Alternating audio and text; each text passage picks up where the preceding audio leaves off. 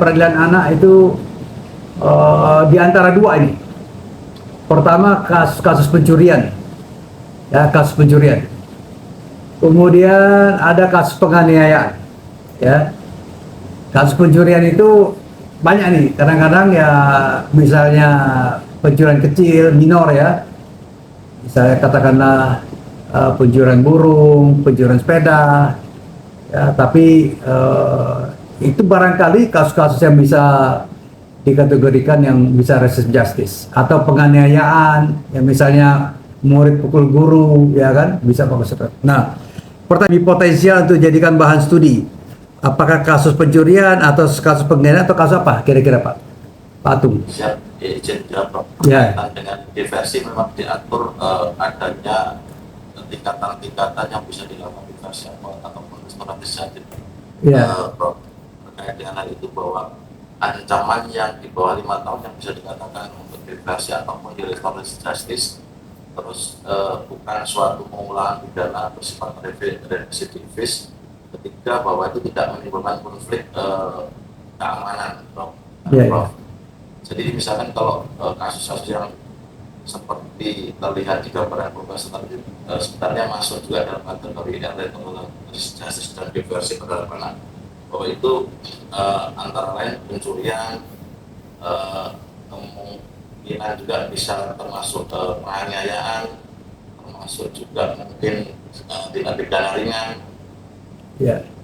Itu bisa dikatakan dengan diversi yang dikatakan oleh Pak Sanadis. Terima kasih Pak. Kita kembali ke slide tadi. Nah, oke. Ini proses persidangan tertutup. Ya betul, saya sepakat dan praktiknya begitu. Ya, tertutup. Ya, walaupun pelakunya orang dewasa, tapi karena peradilan ini peradilan susila ya, tertutup. Jadi nggak bisa. Kemudian pendekatan juga beda. Ketika penyidik melakukan pertanyaan sama anak ini, seolah-olah anak ini diajak bermain aja, diajak ngobrol, tapi kemudian tercatat. Jadi tidak seperti kita orang dewasa duduk perbalisan di hadapan penyidik, ini tidak. Macam lingkaran ruang kerja juga beda. Jadi ini mendekati anak untuk bisa berbicara tidak tertutup, ya, tidak tertutup, terutama anak korban atau pelaku. Kemudian keadilan restoratif justice dan diversi. Ini untuk menghindari dan menjaga anak dari proses peradilan sehingga dapat kembali ke dalam lingkungan sosial secara wajar. Ini betul Pak. Jadi saya kira ini cocok ya. Tapi memang harus tetap ada pembimbingan. Ya, jadi misalnya BISPA atau misalnya PPA ya. Jadi tetap harus diawasi.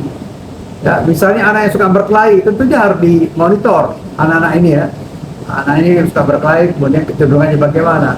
Bahkan harus dilihat kepada suasana keluarganya, ya. Dulu ada satu kasus saya tangani, anak ini pukul guru, ternyata anak ini di rumah suka dipukul sama orang tuanya karena malas bekerja. Jadi orang tua itu mendidik anak, menjadikan anak itu pelampiasan keluar. Jadi karena suka dipukul. Jadi akhirnya yang dikatakannya ditata perilakunya ke orang tuanya supaya lebih baik. Dilakukan secara tertutup. Saya kira faktanya begitu ya, dalam sebanyak kasus, ya kan. Dan mungkin ya hakimnya kalau dalam pengamatan saya selama ini juga tidak pakai jubah, jadi seolah-olah ya, tapi tetap dalam format duduk di atas ya. Kemudian anak belum berumur 12 tahun melakukan atau juga melakukan tindak pidana. Ini memang harus ada treatment khusus. Tidak mungkin, dulu pernah ada kejadian ya, anaknya masih kira-kira umur 12 tahun ini taruh dalam sel. Ya, saya kira itu satu kekeliruan dan memang tetap harus selalu diperbaikan sosialisasi, termasuk di tingkat kepolisian, sosialisasi undang-undang perlindungan anak. Ini sudah dilakukan. Bahkan pengalaman saya, sosialisasi undang-undang perlindungan anak dilakukan sampai tingkat polsek, ya, sampai tingkat polsek itu dilakukan. Ya, memang harus kerja keras, harus dirahasiakan. Ini penting. Jadi media tidak boleh memoto anak, tidak boleh memuat identitas, ya inisialnya, ya hanya menyebut inisialnya. Karena kadang-kadang menjadi bahan olok-olokan oleh temannya kalau dibuat di medsos. Di Amerika saya kira mungkin nanti ya ada semacam satu kasus-kasus tertentu, tabulasi perkara apa saja, ya, kemudian bukan klasifikasi penting disampaikan dalam kajian nanti ya, kalau memang ingin jadi tesis ya Pak ya nanti ya. perzinahan dilakukan secara tertutup. Saya sepakat. Jadi ini sama dengan sistem Indonesia. Ya, tetapi dalam situasi tertentu seperti kejahatan berat, persidangan terbuka untuk publik, terutama jika dipindahkan ke pengadilan dewasa. Nah, di Indonesia tidak demikian. Nah, tetap tertutup. Walaupun itu adalah tidak pidana, katakanlah anak itu tiba-tiba membunuh misalnya. Ini kan satu hal yang luar biasa ya. Tapi tetap pendekatannya pendekatan sistem peradilan. Nah, di California ini satu kasus tertentu, kemudian dalam kasus tertentu di Amerika ini anak dapat dipindahkan ke sistem peradilan dewasa dan dijadikan hukuman setara dengan hukum bagi orang dewasa termasuk penjara dan ancaman ulama.